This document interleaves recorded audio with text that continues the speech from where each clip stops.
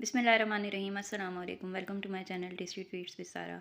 आज मैं आप लोगों के लिए बहुत ही ज़बरदस्त से वेजिटेबल पकौड़ा की रेसिपी लेकर आई हूँ। बहुत ही बेहतरीन पकौड़े बनके रेडी होते हैं। तो चलें रेसिपी को स्टार्ट कर लेते हैं। सबसे पहले मैंने यहाँ पे 2 मीडियम साइज़ के प्याज ले लिए थे और इन्हें इस तरीके से स्लाइसिस में कट कर लिया है। बारीक बारीक कट करेंगे तो बहुत ही ज़बरदस्त से हमारे लच्छे जो है वो बहुत ज़बरदस्त बनेंगे।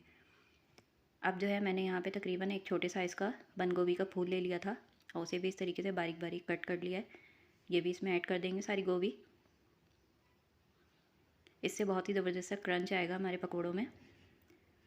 अब यहाँ पे जो है मैंने तकरीबन एक छोटे साइज़ का आलू लिया था और उसे मैंने इस तरीके से जूलियन में कट किया है बारीक बारीक, ताकि इसके भी जो है वो ज़बरदस्त से हमारे लच्छे बन सके। ये भी इसमें ऐड कर देंगे और आलू को जो है वो पानी में जो है काट के रखिएगा, क्योंकि आलू जो है वो बहुत जल्दी अपना कलर चेंज कर लेता है।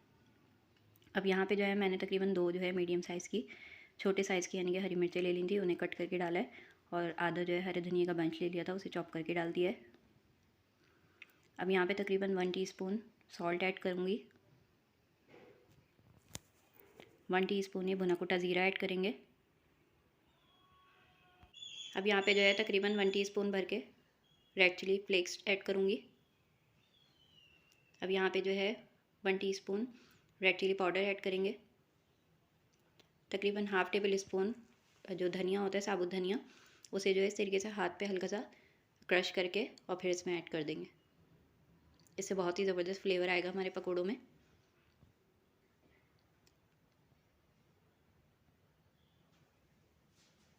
अब यहाँ पे जो है तकरीबन 1 टीस्पून भर के चाट मसाला ऐड कर रही हूँ। ये बाज़ार का चाट मसाला है, आप किसी भी अच्छे ब्रांड का जो है चाट मसाला ले सकते हैं। अब इन सारी चीज़ों को जो है अच्छा सा मिक्सअप कर लेंगे सारी वेजिटेबल्स के साथ मसालों को, ताकि जो है जो सब्जियाँ हैं उनको जितना अपना मॉइस्चर छोड़ना है तो वो जो है वो छोड़ देंगी।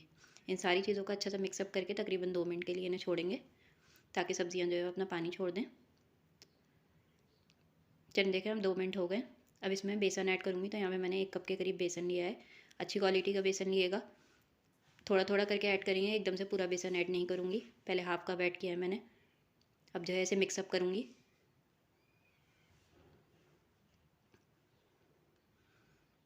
अगर मुझे लगेगा कि इसमें पानी ऐड करना है तो इसमें तकरीबन 1 से 2 टेबल स्पून के करीब पानी ऐड करूँगी। यहाँ पे देखें थोड़ा सा ड्राई हो रहा है, तो यहाँ पे मैं इसमें थोड़ा सा 1 से 2 टेबल स्पून के करीब पानी ऐड करूँगी, ताकि अच्छी तरीके से कोट हो सके या ये सारी वेजिटेबल्स जो है अच्छी तरीके से कोट हो जाए।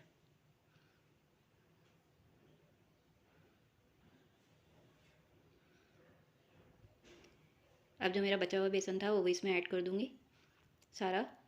तकरीबन 1 कप ही बेसन गया है इसमें। थोड़ा थोड़ा पानी बस ऐड करके और जो है अच्छा सा अपना मिक्सचर रेडी कर लेंगे। चलिए देखिए, हमारा मिक्सचर रेडी हो गया है। अब इन्हें फ्राइंग के लिए जो है मैं यहाँ पे ऑयल रख लूँगी कढ़ाई के अंदर।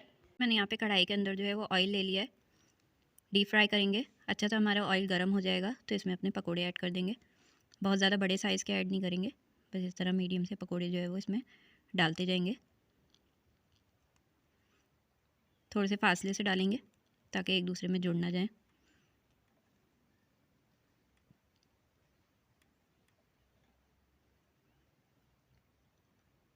बस देखें, इस तरीके से अपने सारे पकोड़े ऑयल में ऐड कर देंगे। अब ये हल्के से फर्म हो जाएंगे, एक साइड से लाइट गोल्डन से कलर आ जाएगा तो इन्हें टर्न करेंगे। चलिए देखिए, हल्के से फर्म हो गए हैं और लाइट सा गोल्डन से कलर आ गया है एक साइड से, तो इनको टर्न कर लेते हैं। अच्छा, यहाँ पे फ्लेम जो है हमारा बिल्कुल लो टू मीडियम रहेगा। बहुत ज़्यादा हाई फ्लेम पे इन्हें फ्राई नहीं करेंगे। अगर बहुत ज़्यादा हाई फ्लेम पे आप इन्हें फ्राई करेंगे तो ये अंदर से कच्चे रह जाएंगे और इतने क्रिस्पी भी नहीं बन पाएंगे। चलिए देखें, अब बस दूसरे साइड से अच्छा सा गोल्डन कलर आने तक इन्हें फ्राई करेंगे। चलिए देखें, हमारे पकौड़ों का ज़बरदस्त सा गोल्डन सा कलर आ गया। अब इन्हें डिश आउट कर लेते हैं। तो यहाँ पे एक स्ट्रेनर में इन्हें निकाल लेंगे ताकि इनका एक्सेस ऑयल जो है वो निकल सके।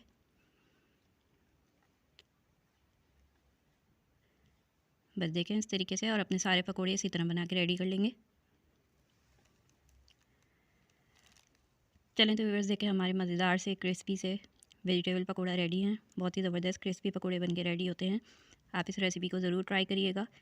चलें तो व्यूअर्स, अगर आपको मेरी रेसिपीज़ अच्छी लगती हों तो मेरी वीडियोज़ को लाइक करिएगा, शेयर करिएगा, मेरे चैनल को सब्सक्राइब करिएगा। फिर मिलेंगे किसी ज़बरदस्ती रेसिपी के साथ। अल्लाह हाफ़िज़।